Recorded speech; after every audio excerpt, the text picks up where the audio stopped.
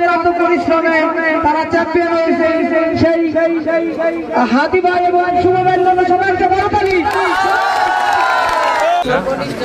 আজকে যে আপনি চ্যাম্পিয়ন হলেন, আসলে আপনার অনুভূতিটা কেমন লাগতেছে, বা আরো সামনে কোনো খেলা রাখবেন কিনা, দল যদি চাই কোনো খেলা? সর্বপ্রথম ধন্যবাদ জানাই হাজারহাটি যুব সংঘ, যার নামে খেলাটা রাখছে। সবাইকে অসংখ্য ধন্যবাদ। এত সুন্দর একটা আয়োজন করছে, আমাদের এত সুন্দর ম্যানেজমেন্ট, সবকিছু অনেক দুর্দান্ত ছিল। রেফারি সহকারে সবকিছু অনেক ভালো লাগছে। আমাদের প্লেয়ার তারা সুন্দর খেলা দেখাইতে পারছে, এই জন্য অনেক ভালো লাগছে। সর্বোপরি কথা, আমার সবসময় খেলাধুলার প্রতি অনেক টান, এই জন্য খেলা কর্মব্যস্ততার কারণে অনেক সময় খেলা করতে পারি না, করতে পারি। তো আমি অনেক আনন্দিত সবার কাছে। আর হাজারহাটির যে ভাই ব্রাদার আছে সবার কাছে অনুরোধ, প্রতি বছর এরকম একটা খেলার আয়োজন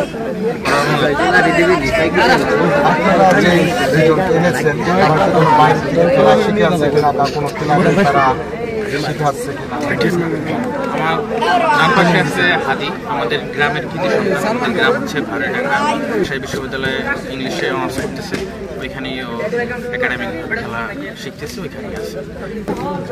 আমি আরো আগে 2টা ম্যাচ খেলছি, 3টা ম্যাচ হারছি। মাঠটা একটু সমস্যা ছিল আর পার্টনারের সমস্যার কারণে আজকে ভরপুর পার্টনার সাপোর্ট পাইছি, এই কারণে ম্যাচটা জিততে পারছি।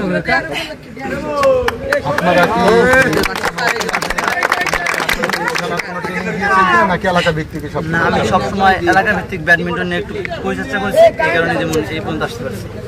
আপনাদের যদি কোনো জায়গা থেকে অফার করা হয় অবশ্যই যাবো। প্রথমত আমি মনে করছি বিকল্প তো কিছু নেই, বাট এক্সট্রা কারিকুলার অ্যাক্টিভিটিসের জন্য আপনার খেলাধুলার বিকল্প কিছু নেই। তো সেই হিসেবে আমি ছোটবেলা থেকে ব্যাডমিন্টন পছন্দ করি। তো ব্যাডমিন্টন আলাদা একটা প্যাশন ছিল, ওই ক্ষেত্রেই ওই হিসেবেই খেলা হচ্ছে। ভার্সিটিতে আমাদের ইনডোর আছে, ইনডোরের মধ্যে আমরা টুকটাক প্র্যাকটিস করি। ওই ওখান থেকে ব্যাডমিন্টনের প্রতি আর ব্যাডমিন্টন ভালো লাগা আজীবনই ছিল, তার কারণে খেলছি, ভালো লাগছে, এনজয় করছি।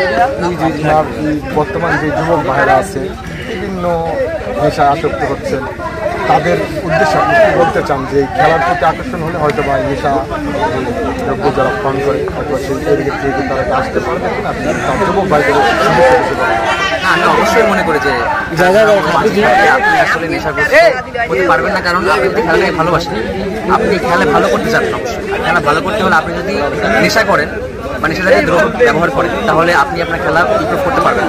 তো খেলাধুলা ইমপ্রুভমেন্টের জন্য আপনি যদি খেলাধুলাকে ভালোবাসেন তো আপনি নেশাগ্রস্ত হতে পারবেন। আর অবভিয়াসলি খেলাধুলা করলে মানুষ আস্তে আস্তে খেলাধুলা শিখবে, তার কারণে সে আশপাশে বাজে অভ্যাস অবশ্যই বিরত থাকতে হবে।